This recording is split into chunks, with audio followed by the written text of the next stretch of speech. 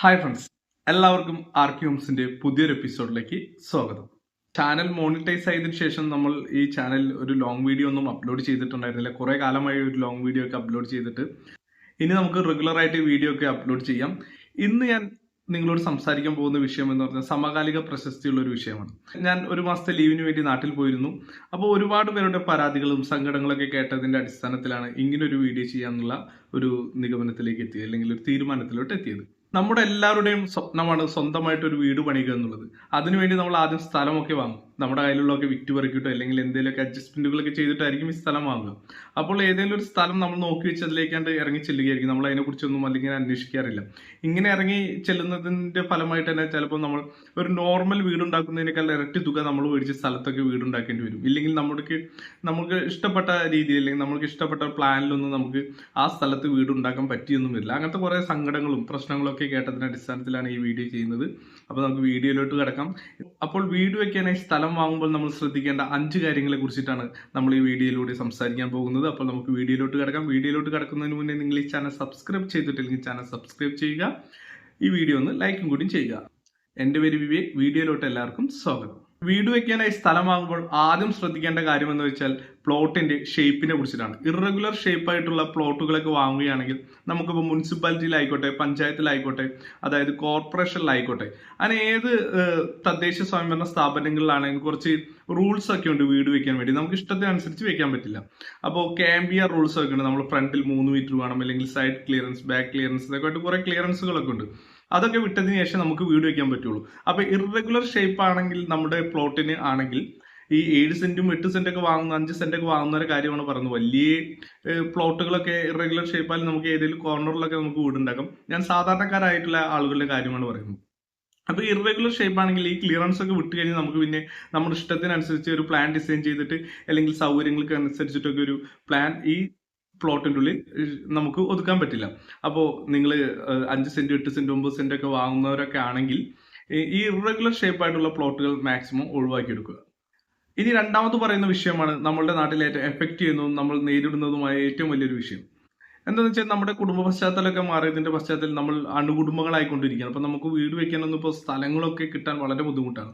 അപ്പോൾ ഈ നിലം അല്ലെങ്കിൽ പണ്ട് കൃഷിക്കൊക്കെ ഉപയോഗിച്ചിരുന്ന പാടങ്ങളൊക്കെ നികത്തി അവിടെയൊക്കെയാണ് ഇപ്പോൾ കൂടുതലായിട്ടും വീടുകളൊക്കെ വെച്ച് കണ്ടുവരുന്നത്.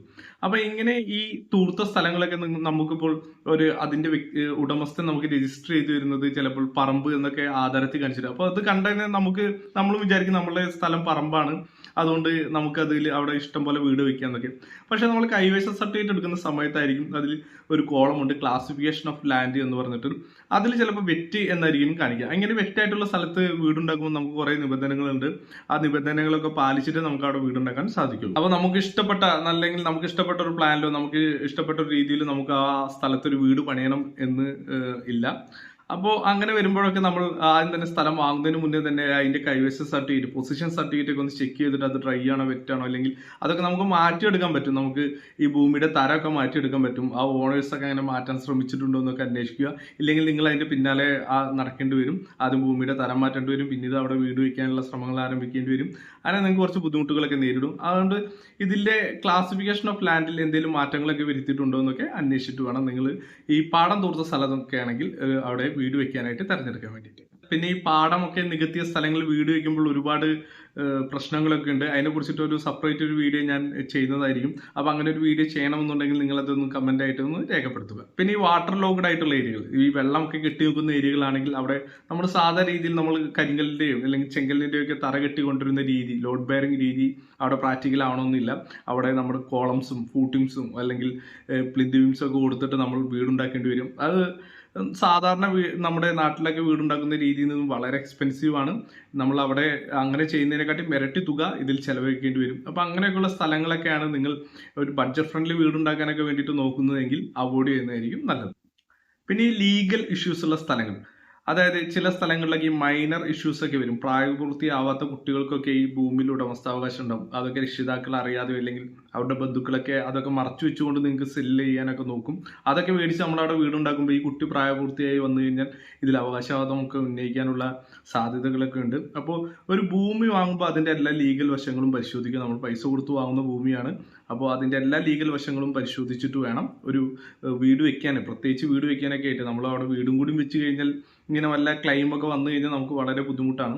അപ്പോൾ എല്ലാ കാര്യങ്ങളും നമ്മൾ പരിശോധിക്കണം. ഈ പൈസ കൊടുത്ത് വാങ്ങിച്ച് വീടും വെക്കുന്നത് കൊണ്ട് തന്നെ നമ്മൾ എല്ലാ കാര്യങ്ങളും പരിശോധിച്ചിട്ട് വേണം, ലീഗൽ വശങ്ങളൊക്കെ പരിശോധിച്ചിട്ട് വേണം ഈ ഭൂമി വാങ്ങിക്കാൻ വേണ്ടി. മറ്റൊന്നാണ് കടൽ, കായൽ, നദി ഇങ്ങനെയുള്ള വാട്ടർ ബോഡീസിന്റെ ഒക്കെ അടുത്ത് നമ്മൾ വീടുണ്ടാക്കുന്നു. നമ്മുടെ മരട്ടിലെ ഫ്ലാറ്റൊക്കെ പൊളിക്കേണ്ടി വന്നത് ഈ പ്രകാരമാണ്. അപ്പോൾ ഇങ്ങനെ ഈ കായൽ, നദി, കടലൊക്കെ ഉള്ളിടത്ത് വീട് വയ്ക്കുമ്പോൾ അതിൻ്റെതായിട്ടുള്ള കുറച്ച് ബുദ്ധിമുട്ടുകളൊക്കെ ഉണ്ട്. നമുക്ക് പെർമിറ്റ് കിട്ടാനൊക്കെ വളരെ താമസമൊക്കെയാണ്. അപ്പോൾ അങ്ങനെയൊക്കെയുള്ള സ്ഥലങ്ങളുണ്ടെങ്കിൽ നിങ്ങൾ പെട്ടെന്ന് വീട് വയ്ക്കാനൊക്കെ ആഗ്രഹിക്കുന്ന ഒരു വ്യക്തിയൊക്കെ ആണെങ്കിൽ അതൊന്ന് ഒഴിവാക്കുന്നതായിരിക്കും ഏറ്റവും നല്ലത്.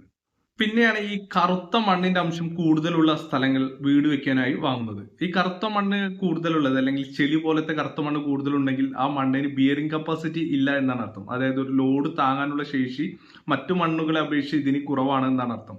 അവിടെ നമുക്ക് കോളം ഫൂട്ടിങ് ചെയ്താലും ഇല്ലെങ്കിൽ ലോഡ് ബെയറിംഗ് സാധാരണ രീതിയിൽ ഫൗണ്ടേഷൻ ചെയ്താലും ഒരേ ഫലമാണ് ഉണ്ടാവുക.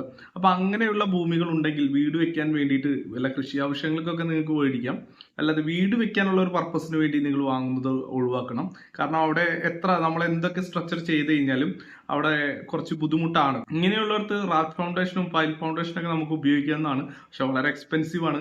നമ്മളൊരു ബഡ്ജറ്റ് ഫ്രണ്ട്ലി വീടൊക്കെ ഉണ്ടാക്കാൻ പോവുകയാണെങ്കിൽ നമ്മൾ വീടുണ്ടാക്കുന്നതിന്റെ ഏകദേശം ഒരു നല്ലൊരു തുക ഇതിനു വേണ്ടി മാറ്റി വെക്കേണ്ടതായിട്ട് വരും. അപ്പോൾ ഇങ്ങനെ കറുത്ത മണ്ണിന്റെ അംശം കൂടുതലുള്ള അല്ലെങ്കിൽ സാന്നിധ്യം കൂടുതലുള്ള സ്ഥലങ്ങൾ വീട് വയ്ക്കുവാനായിട്ട് നിങ്ങൾ നോക്കി വെച്ചിട്ടുണ്ടെങ്കിൽ അത് ഒഴിവാക്കുക. ഇപ്പോൾ സ്ഥലം കിട്ടാത്ത അവസ്ഥയിൽ ഇങ്ങനെയൊക്കെ നോക്കി പിടിച്ച് വീട് വെക്കുക എന്നുള്ളത് വളരെ റിസ്ക് ആണെന്ന് എനിക്കറിയാം.